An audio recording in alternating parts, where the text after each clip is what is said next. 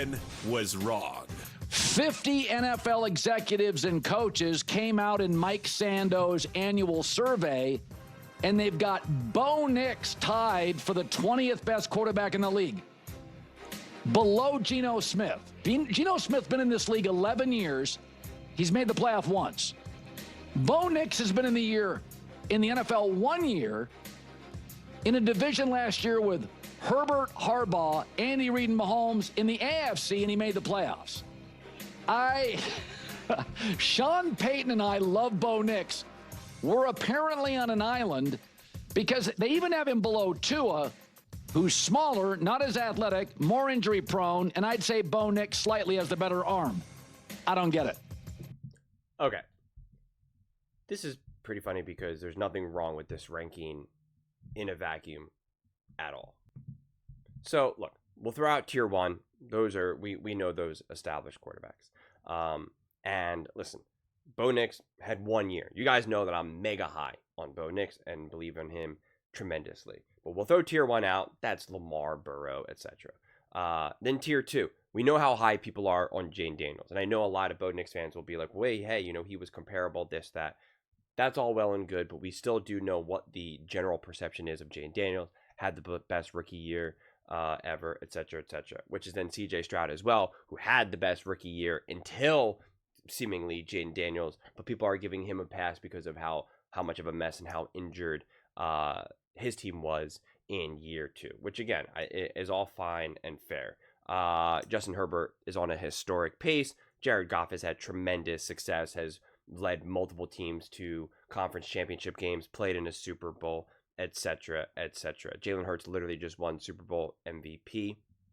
Dak Prescott. Listen, I'm not the biggest Dak Prescott fan, but was in the MVP race a couple times. Has put up some pretty great numbers over the years. I think it's a little bit inflated, but still has had a tremendous amount of success in the NFL that can't exactly be denied. Has played for multiple coaches, coordinators, etc. Baker Mayfield, he's probably like the hardest one to argue, but he's obviously really, I think a lot of people are starting to plant the flag of the case that he was mismanaged in Cleveland and whatnot, that he's actually he is a great quarterback. That is why he was drafted number one overall. But it was just like the teams that he played for, blah, blah, blah, blah, blah. When he finally got some support in a place that wanted him in Tampa Bay, look what he's done. He led a team to the playoffs, even though they were injured. And again, he deserves a tremendous amount of credit. He's been in the NFL for longer, etc. Jordan Love and Brock Purdy. Again, Brock Purdy, multiple NFC championship games, a Super Bowl performance. And then Jordan Love, again, pretty much same category as a CJ Stroud, great year. Not the best of years the following year, but he was injured and his team was injured as well. And then now when you get to tier three, okay, Aaron Rodgers, this is a tough one because he's obviously a legend. He's one of the greatest quarterbacks of all time. But he's old now and not who we know him to be. It's so it's like, okay, so what do you ever really do when kind of rating that type of quarterback? So if we look at Kyler Murray, Tua Tagovailoa, Trevor Lawrence, Geno Smith, Drake May, Caleb Young, Cousins, it's just listen, I would obviously undeniably elevate Bo Nix, right? No question about it. But Geno Smith has actually been incredibly successful over these last couple of years. So I get why they're going to be like, no, he's actually really good. I think PFF has him as a top 10 quarterback right now. And he's really kind of had this reemergence of his career, obviously. Trevor Lawrence has been seen as, hey, he's actually a great quarterback. He was drafted number one overall.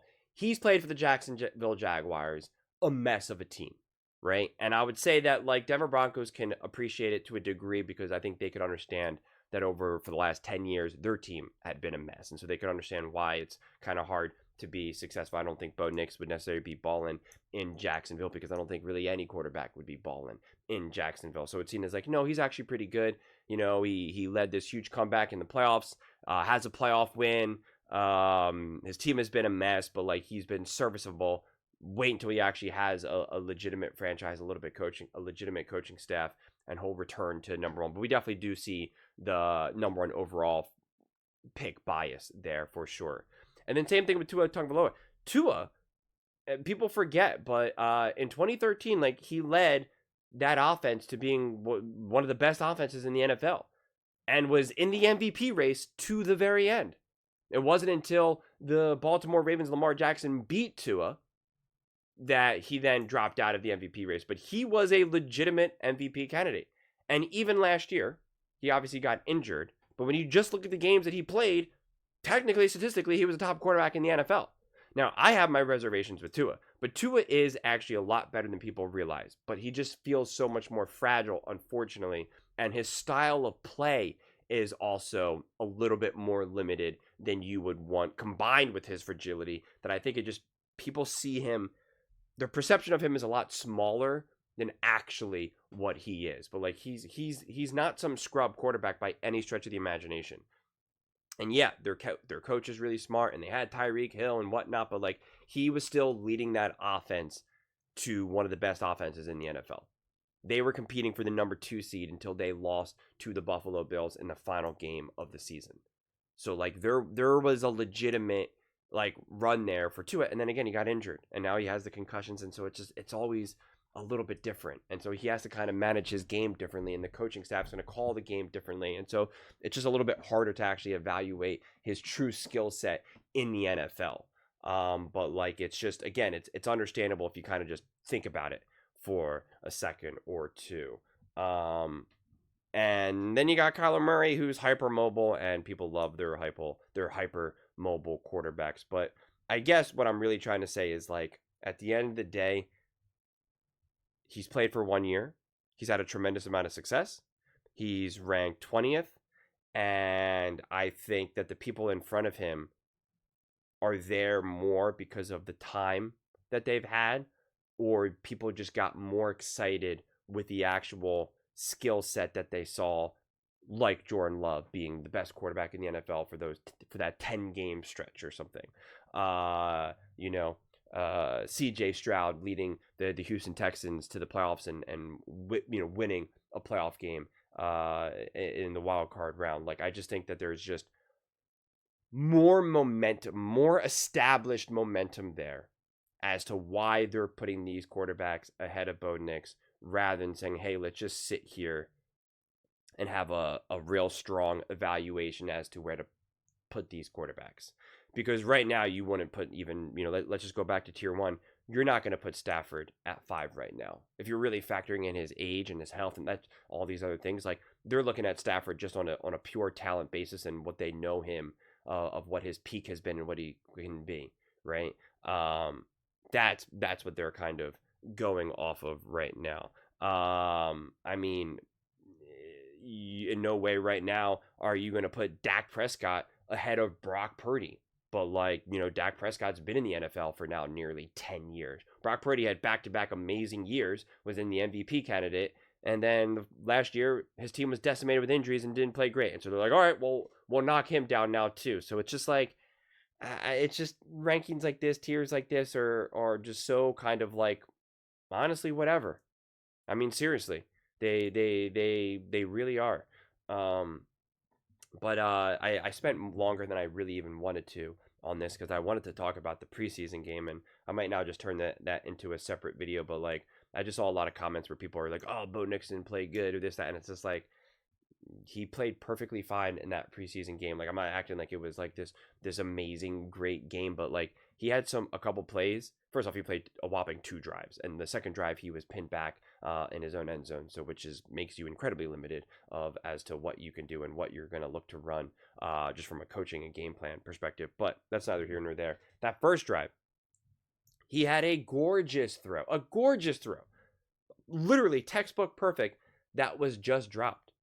And then the following play, it was either the following play or the play after, he then avoided a sack, had a whole arm wrapped around his body that he was able to evade the sack, use his strength and quickness, and then made a beautiful dump off pass where he had to like wrap his arm around, I think it was either a lineman or it might have been one of his own players, either defense or offensive player, but he had to like wrap his arm like around just to even get the throw off and give his, I think it was a running back, to give his running back even a chance at a play.